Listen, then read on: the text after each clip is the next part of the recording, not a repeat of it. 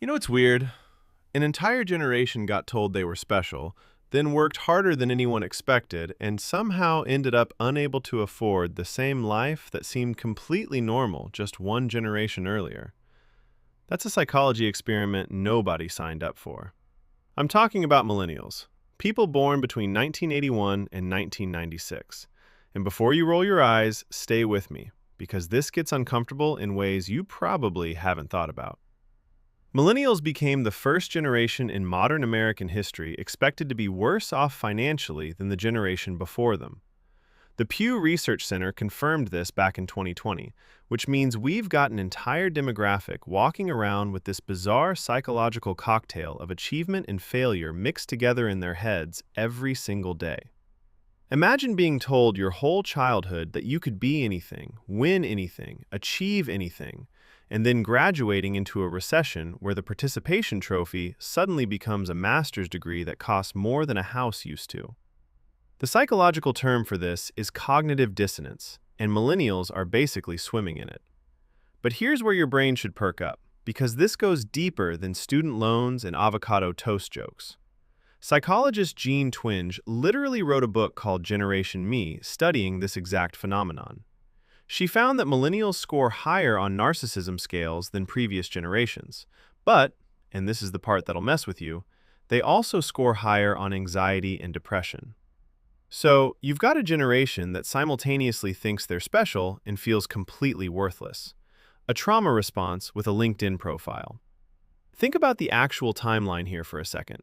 Millennials were the test subjects for every parenting trend that came out of the self-esteem movement in the 80s and 90s. Helicopter parents, everyone gets a trophy, you're smart just for existing. These weren't bad intentions. They were earnest attempts at better parenting based on the psychology available at the time. Then millennials hit their 20s right as the economy imploded in 2008, graduated into a job market that had fundamentally changed, and suddenly found themselves navigating a completely different economic reality than the one they'd been prepared for. The whiplash alone should have hospitalized people. And social media, millennials got that right in their formative years, not as kids like Gen Z, but as teenagers and young adults when their identities were still forming. Facebook launched in 2004, Instagram in 2010. That means millennials learned how to be adults while simultaneously learning how to perform their lives for an audience. Dr. Tim Kasser's research on materialism and well-being shows that when people base their self-worth on external validation, which is literally what social media trains you to do, their mental health tanks.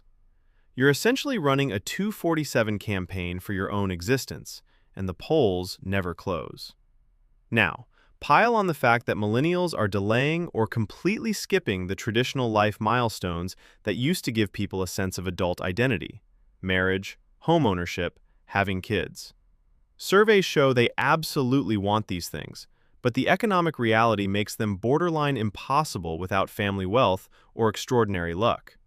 So you've got people in their 30s and 40s who still feel like they're waiting for their real life to start, except the waiting room is a studio apartment that costs $2,200 a month and their therapist is booked until March. The impact of prolonged uncertainty is surprisingly well documented. When achieving the markers of what society defines as adulthood becomes unattainable, your brain doesn't just shrug and move on. Instead, it creates this low-level stress that's referred to as all-static load, your body's tendency to prepare for something that never actually comes, sort of like being stuck in the loading screen of your own life. And when you look at the progress bar, you see it hasn't moved an inch in the past decade. But let me throw something at you that might feel a tad more personal.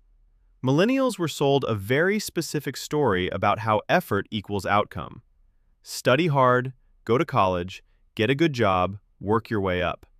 That social contract seemed pretty straightforward, and honestly, it had worked for a long time. Except the economic landscape shifted in ways that nobody really anticipated. When millennials showed up ready to follow that path, they found that college now costs 10 times what it used to. Entry-level jobs require 5 years of experience. And here's $80,000 in debt and a gig economy where you're an independent contractor with no benefits. The psychological term for when reality fundamentally violates your core beliefs about how the world works. Schema disruption.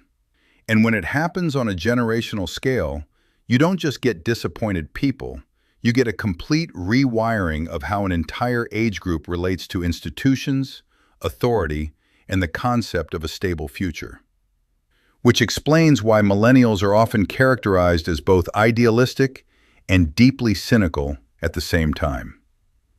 They still believe things should be fair. They just no longer believe they will be. Pattern recognition in action. And the job work thing. Man, millennials get absolutely roasted for job hopping and not being loyal to companies. You know what's psychologically fascinating about that criticism? Corporate America fundamentally changed the employment relationship over the past few decades. Pensions disappeared. Full-time positions became contract work. Mass layoffs became normalized business strategy. Millennials didn't invent this lack of loyalty. They just adapted to an employment landscape that had already changed. A completely rational response to an environment that treats workers as interchangeable. However, this is something that is not often talked about enough. Millennials are also one of the most educated generations in history and the most diverse. When defining them, the first thing that comes to mind is teen internet culture. They grew up with the internet. This creates a very specific psychological profile. One who questions everything because they've seen the many versions of truth depending on who's telling the story. People who interrogate the status quo often get labeled as entitled or difficult. But critical thinking, meeting systems that were never designed to be questioned, will look like that. The mental health conversation is different for millennials. They're the first generation to widely destigmatize therapy and actually talk about anxiety and depression like real things instead of character flaws. That's massive, except they're doing it while living in conditions that are objectively more stressful, with student debt levels that would have been unthinkable before, housing costs that have outpaced wage growth by absurd margins, and job insecurity baked into the modern economy.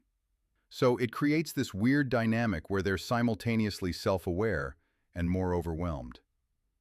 And, can we talk about the future for a second? Because millennials are also the generation that gets to watch the planet actively deteriorate while being told that they're the ones who need to fix it, despite having comparatively less institutional power and resources to actually do anything at the scale required. Existential dread with a side of helplessness. Climate anxiety is a legitimate psychological phenomenon now, and millennials are right in the crosshairs. So what you've got is a generation shaped by impossibly high expectations, economic instability, constant performance pressure, delayed adulthood, and a front-row seat to multiple overlapping crises. And society looks at them and goes, "Why are you so anxious? And why can't you just buy a house?" The psychology of millennials becomes incredibly predictable when you look at what they've been through.